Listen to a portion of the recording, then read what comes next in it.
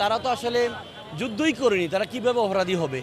তারা দেশ ভাগ হোক এটা অনেকেই তখন চায়নি। দেশ আমরা এক থাকবে, পাকিস্তান এক থাকলে শক্তি থাকবে, ভারত আধিপত্যবাদ বিস্তার করবে। এই ভারতের আধিপত্যবাদের বিরুদ্ধেই মূলত দেশকে ভাগ হতে তারা চায়নি। তাই বলে কি তারা কি অপরাধ করছে? প্রমাণ তো হয়নি। শেখ মুজিব প্রমাণ করতে পারলো না। তা আপনি আজকে এসে আপনি কিভাবে তিনি ক্ষমা করে দিলেন? পাকিস্তানি সেনাবাহিনী থেকে 195 জনকে চিহ্নিত করা হলো, তাদেরকে ক্ষমা করে দেওয়া হলো।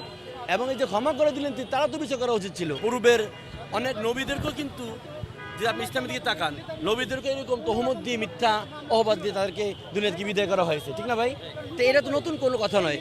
আল্লামা সাঈদী সাহেবকেও তার উপরে এরকম শয়তানও বিশ্বাস করবে না তিনি যে এই দর্শন করেছেন অথবা এই অপরাধ করেছেন। এগুলো আসলে নতুন কোনো কিছু না। সেই যুগ যুগ ধরে হয়ে সেই ইসলামের পূর্বযুগ থেকে হয়ে আসছে যে তারা হকের পথে চলবে, তাদের জুলুম নির্যাতন হবে।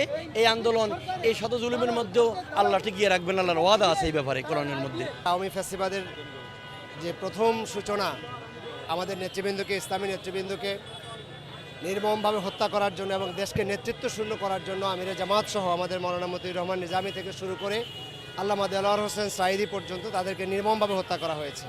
আমরা শুরু থেকেই বলে আসছিলাম যে এই যে ট্রাইব্যুনাল, এর নাম দেওয়া হয়েছে আন্তর্জাতিক অপরাধ ট্রাইব্যুনাল, কিন্তু এখানে আন্তর্জাতিক কোনো আইনজীবী ছিল না এবং এই আন্তর্জাতিক ট্রাইব্যুনাল আন্তর্জাতিক কোনো স্ট্যান্ডার্ডই মেনটেন করা হয়নি। মাঝখানে আমরা দেখেছি সেখানে বিদেশি যে আন্তর্জাতিক মানবাধিকার যে আদালতের যে আইনজীবী ছিলেন টবি ক্যাটবেন এবং স্টিফেন কে কিউসি, তারাও আসতে চেয়েছিলেন। তাদেরকে আসার পরে বিমানবন্দর থেকেই তাদেরকে পার করে দেওয়া হয়েছে। অর্থাৎ এই যে রায়টা, এই যে মামলাটাকে, এই বিচার কার্যক্রমটাকে এক পেশে এবং একদলীয় বাকশালী কায়দায় করার জন্যই তারা এই কাণ্ডটা করেছে। তারা আন্তর্জাতিক লেশমাত্র রাখে নাই। এরপরে এই মামলার আরেকটা বড় ত্রুটি যেটা ছিল সেটা হলো স্কাইপ কেলেঙ্কারি, যেখানে সুস্পষ্টভাবে বিচারক কথা বলছেন যে এই পুরো মামলাটিকে কীভাবে সাজানো, বিদেশের একজন আইনজীবীর সাথে কথা বলে সেখান থেকে রায় লিখে দিচ্ছে। কেউ বলছে যে আমি দাঁড়িয়ে গেলে তুমি আমাকে বসিয়ে দেবা। এত বিতর্কের পরে এমন একটি ট্রাইব্যুনালে আমাদের এই নিরপরাধ নিরীহ নেতৃবৃন্দকে যে ফাঁসি দেওয়া হয়েছে, এটি বিশ্বের ইতিহাসে এক নজিরবিহীন ঘটনা। আমরা মনে করি এটি মাজাহুল ইসলামের মুক্তির মধ্য দিয়ে বাংলাদেশের ন্যায় বিচারের সূচনা হলো। এবং এই যে আন্তর্জাতিক আদালতগুলোও কিন্তু বলেছে যে এই বাংলাদেশের যে অপরাধ ট্রাইব্যুনালটা ছিল, এটা হলো একটা যে বিচারের উপরে একটা অবিচার। সুতরাং এরকম বিচারের উপর অবিচারের একটা অবসান হলো গতকালকে রায়ের মধ্য দিয়ে।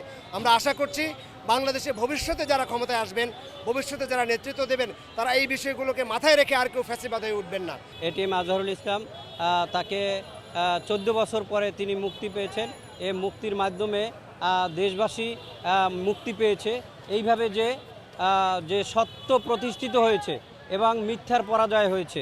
আর যারা আজকের এই রায়ের বিরোধিতা করছেন তাদের জন্য আসলে সমবেদনা জানা ছাড়া আর কিছুই নেই।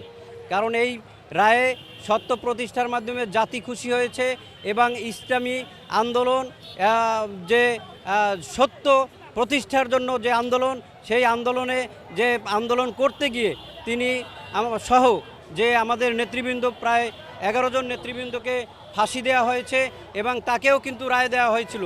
সেই রায় যে মিথ্যা ছিল এবং সেই রায়ে যে মিথ্যা ছিল এইটাই প্রমাণিত হয়েছে। এবং আজকের আমরা ধন্যবাদ জানাই এই মুহূর্তে যারা যে ছাত্র জনতার আন্দোলনের মাধ্যমে যে 5ই আগস্ট যে স্বৈরাচারী শাসনের যে পতন হয়েছে এবং পতনের পরে যে আজকের এই রায়ের মাধ্যমে ন্যায় বিচার প্রতিষ্ঠা হয়েছে।